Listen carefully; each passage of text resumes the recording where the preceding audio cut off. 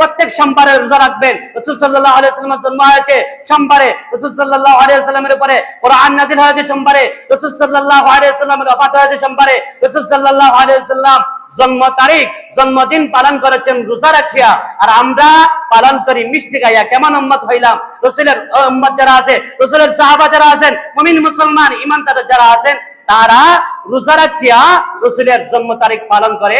আর আমরা কিছু মুসলমান, নামধারী মুসলমান, আমরা রাসূলের জন্ম তারিখ পালন করি মিষ্টি খাইয়া, আনন্দ করিয়া। না, এটা হতে পারে না। রাসূলকে মহব্বত করলে আপনি রোজা রাখিয়া এক নম্বরে প্রত্যেক সোমবারে রোজা রাখবেন। 52 সপ্তাহে বছর হয়, 52 সপ্তাহে 52 সোমবারে আপনি রোজা রাখবেন, এক নম্বর কারণ। 2 নম্বর হলো জীবনের প্রত্যেক সকল কাজ, জীবনের সকল কাজ কর্ম, ওঠা বসা, চলাফেরা, লেনদেন, মুআমালাত, মুআশারাত, বিবাহ শাদী সবকিছু রাসূলের তরিকা অনুযায়ী, রাসূলের সুন্নাত অনুযায়ী, রাসূলের নিয়ম অনুযায়ী যদি হয়, তাহলে দিন দিন আপনার দিকে রাসূলের মহব্বত, ভালোবাসা বাড়তে থাকবে, বাড়তে থাকবে, বাড়তে থাকবে। বলুন না সুবহানাল্লাহ। 3 নম্বর কারণ হলো রাসূল সাল্লাল্লাহু আলাইহি ওয়াসাল্লামের উপরে প্রতিদিন নিয়মিত দুরূদ শরীফ পাঠ করা। কমই বেশি প্রতিদিন নিয়মিত রাসূল সাল্লাল্লাহু আলাইহি ওয়াসাল্লামের উপরে দুরূদ শরীফ পাঠ করা। 4 নম্বর হলো রাসূল সাল্লাল্লাহু আলাইহি ওয়াসাল্লামের জীবনী, জন্ম থেকে মৃত্যু পর্যন্ত জীবনীর কিতাব আছে। এই কিতাবগুলা, বইগুলা, পুস্তকগুলা আপনি সংগ্রহ করেন, আর প্রত্যেক দিন কমপক্ষে 5 মিনিট হোক, 2 মিনিট হোক, 1 ঘন্টা হোক, কিছু সময় হলেও প্রত্যেক দিন রাসূলের জীবনী, জন্ম থেকে মৃত্যু পর্যন্ত এই জীবনীগুলা পাঠ করেন। তাহলে প্রত্যেক দিন, প্রত্যেক মুহূর্তে রাসূলের মহব্বত, আল্লাহর মহব্বত আপনার দিকে বাড়তেই থাকবে, বাড়তে থাকবে। সুবহানাল্লাহ।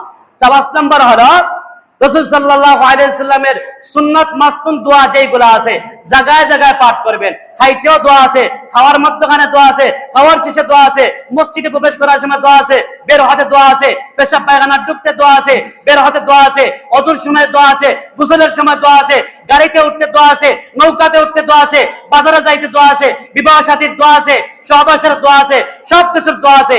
এই দোয়াগুলা, মাসনুন দোয়াগুলা আপনি মুখস্থ করবেন আর আমল করবেন জায়গায় জায়গায়। তাহলে এই 5টা কাজ যদি করতে পারেন, 1 নম্বর হলো, 1 নম্বর কি? 1 নম্বর প্রত্যেক সোমবারে রোজা রাখা। 2 নম্বরে রাসূল সাল্লাল্লাহু আলাইহি ওয়াসাল্লামের তরিকা অনুযায়ী, সুন্নাত অনুযায়ী জীবনকে পরিচালনা করা। প্রত্যেক কাজ কর্ম, কথাবার্তা, ওঠা বসা, লেনদেন, মুআমালাত, মুআশারাত, বিবাহ শাদী সবকিছু রাসূলের সুন্নাত তরিকা অনুযায়ী হওয়া। 3 নম্বর হলো প্রতিদিন কম বেশি রাসূলের উপরে নিয়মিত দুরূদ শরীফ পড়া। 4 নম্বর হলো রাসূল সাল্লাল্লাহু আলাইহি ওয়াসাল্লামের জীবনী কম বেশি প্রত্যেকদিন পাঠ করা। 5 নম্বর হলো মাসনুন দোয়াগুলা মুখস্থ করে জায়গায় জায়গায় পাঠ করা। এই 5টা কাজ যেই ব্যক্তি করবে, ওই ব্যক্তির প্রতি রাসূল সাল্লাল্লাহু আলাইহি ওয়াসাল্লামের দিন দিন সময় সময় মহব্বত বাড়তে থাকবে, ভালোবাসা বাড়তে থাকবে। আর যার দিকে রাসূলের মহব্বত বাড়বে, ওই ব্যক্তিকে আল্লাহ তাআলা মহব্বত করবে, ওই ব্যক্তিকে আল্লাহ তাআলা জিন্দেগীর গুনাহ মাফ করে দিবে, ওই ব্যক্তিকে আল্লাহ তাআলা জাহান্নাম থেকে মুক্তি দিবে, ওই ব্যক্তিকে আল্লাহ তাআলা জান্নাত দিবে, রাসূলের সাথে হাসর নাসর করবে, রাসূলের সাথে জান্নাতের টাকার ব্যবস্থা করে দিবে। সুবহানাল্লাহ। আল্লাহ তাআলা আমাদের সবাইকে যেগুলা বললাম শুনলাম প্রত্যেকের আমল করার তৌফিক দান করুন। আমিন ওয়া আখিরু